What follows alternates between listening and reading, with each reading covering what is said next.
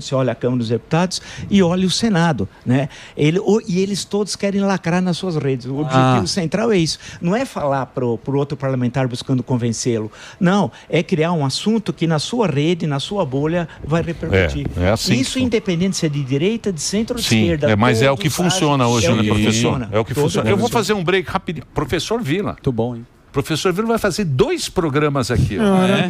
Chegou com tudo, com o salário. Audiência muito... Deixa eu ver aqui. Mas tá dando audiência. Muita audiência e reclamando. Tá falando, nossa, que cara imbecil. Tá. Olha como ele escreveu imbecil. Imbecil com H? Imbecil. Imbecil. Obrigado. Imbecil com E. É um lugar. É imbecil. Estou assistindo para ver qual o motivo da Jovem Pan ter contra Marcílio contratado este indivíduo. Olha. Por que não recontrataram a Ana Paula? Você vê como é que é o amor da torcida. Tá vendo só aqui, ó? Olha só. Mas a audiência crescendo assustadoramente. Tá todo mundo assistindo. Tá todo mundo assistindo, todo mundo querendo saber como é que vai ser o programa do professor. Também quero saber. Daqui a pouquinho nós vamos falar, porque agora eu tenho um break do Reginaldo. Oba. Vai lá, Reginaldinho. Mas tudo passa, tudo passará. Nelson Nélio. Tudo passa. Muito bem, perguntas Eu tenho uma professor pergunta. Vila. Pois não. Professor, você falava nos seus comentários sempre que era inacreditável. E o INSS não é inacreditável? Vai respingar no governo atual? Vai, já está respingando, né?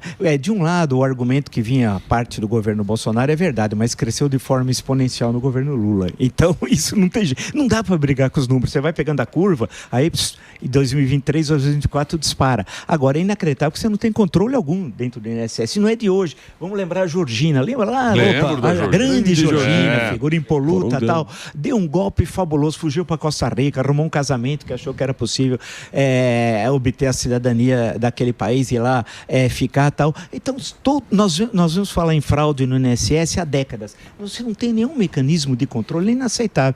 Agora, e é um absurdo que fizeram com os... E muitos dos aposentados eram analfabetos. Impressionante. Idosos. Maldade. Maldade, coisa maldade. Aleijado lá, aqueles PCD.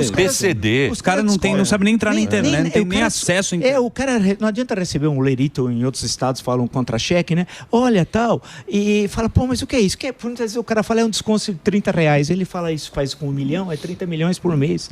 Pô, você multiplica por ano, dá 360 milhões. Quer dizer, é um absurdo. Quer dizer, a maldade mesmo, a crueldade das pessoas. Agora vamos ver se finalmente pega os caras, são condenados. Deixa eu fazer uma pergunta para você, professor, que você é um professor, um historiador, um cara que já tem muitos livros e tal, e a gente não consegue entender, porque isso me parece ser uma maldade. Isso é uma coisa do Brasil. Da onde vem isso aqui no Brasil? Essa cultura de você roubar de um aposentado, de um cara que está numa cadeira de... Da onde vem isso, professor? Não, é difícil. Eu acho que, na minha leitura, é equivocado alguém falar, mas por causa da escravidão. Não tem nada a ver com a escravidão, que o Brasil foi o último país do mundo ocidental a abolir a escravidão em 1888. Inclusive, dia 13 de maio era antigamente feriado até. Isso na Primeira República. Então, não podemos imputar isso. Eu acho que é mais uma questão recente, né? Se você olhar na Primeira República, até 1930, casos como esse, inexiste. Até 1945, também não. Até 64, também não. Dessas proporções e dessa forma, com essa maldade e tal. Eu acho que é um fenômeno mais recente, né? As pessoas... Nós temos um outro Brasil que nós não conhecemos, que não foi o Brasil que eu conheci quando eu estava no ginásio, quando o Santos era campeão, faz tempo.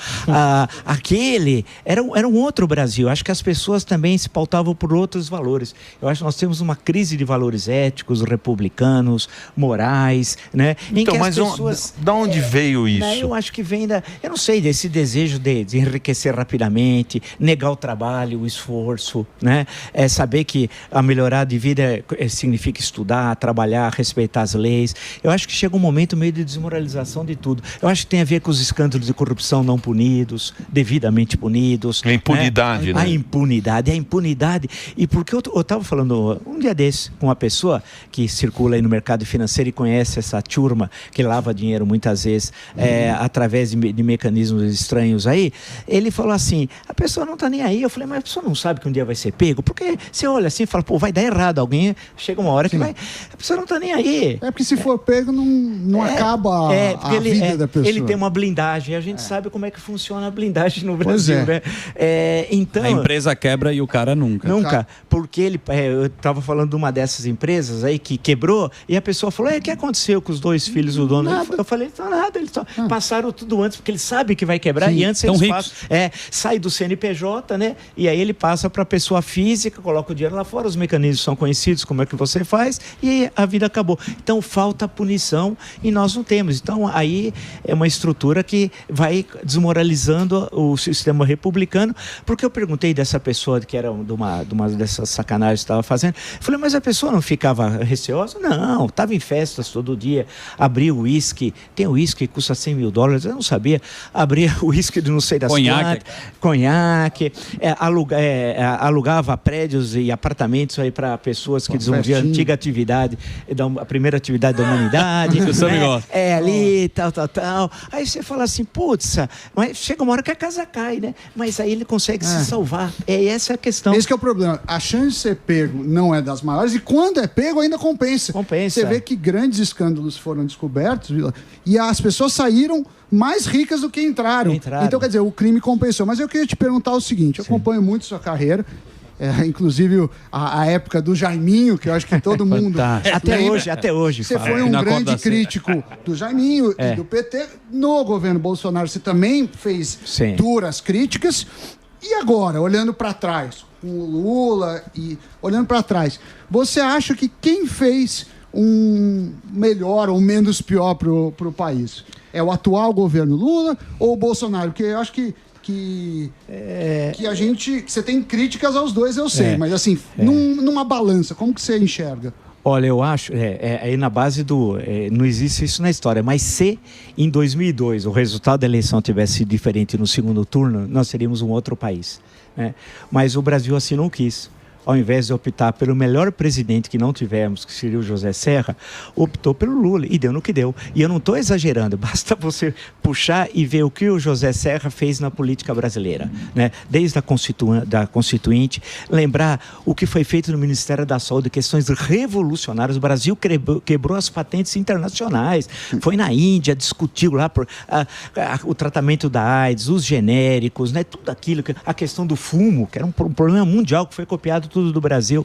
Era aquele momento histórico, mas o Brasil optou, em certos momentos, ele quer a mudança. E havia um desgaste do governo Fernando Henrique muito grande, especialmente nos 2 últimos anos do segundo governo, né? O Brasil crescendo próximo a zero e seguiu aquele caminho. Aí, o Fernando Henrique entregou de bandeja. Então, o final do mandato, foi ruim. O segundo mandato, especialmente os últimos 2 anos. É que teve 3 crises internacionais também no período. Ele não, nesse sentido, não foi muito... 97, né? Teve quebradeira, começa a quebradeira no Sudeste Asiático, problema na Rússia.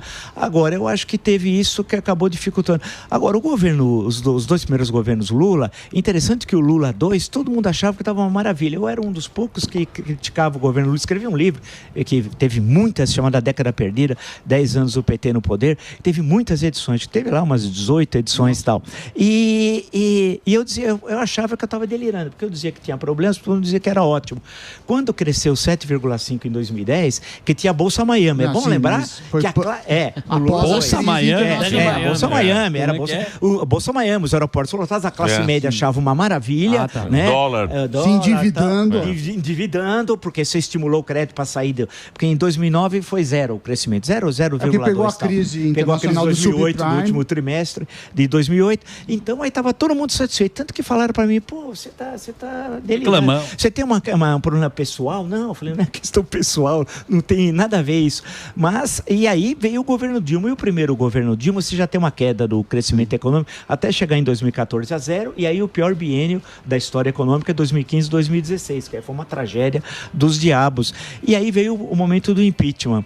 Pode ser, eu acho que um dos erros que no momento do impeachment eu imaginava, e não aconteceu isso, que fosse criar aqueles movimentos independentes como o MBL, como o Vem Pra Rua, etc., que aquelas manifestações da Paulista chamados por esses movimentos, não por partidos políticos. Eu imaginei que aí, daí sairia uma novidade política, uma coisa diferente para 2018, tal. Não aconteceu nada disso. Eu estava sonhando, eu esperava que isso pudesse ser criado. Por quê? Não se construiu condições concretas para partidos políticos. E aí, em 2018, veio a eleição do Bolsonaro, que não só, mas tem a ver com o atentado de Juiz de Fora do 6 de setembro, né? Mas não só isso, havia um cansaço em relação ao sistema tradicional. Aí tivemos a pandemia também, que foi terrível para o mundo e para o Brasil. Então, eu acho que, na verdade, nós estamos à procura, se nós sairmos dessa polarização, isso eu estou dizendo uma obviedade para mim, que existe e despolitizada entre Lula e Bolsonaro, seria a grande coisa do país. Nós temos de sair, nós temos de ter momentos de concordância. Se você com 100% você discorda de mim, eu discordo 100% de você, é impossível ter política. Sim. A política só é possível quando eu concordar com 20% do que você está dizendo e você concordar com os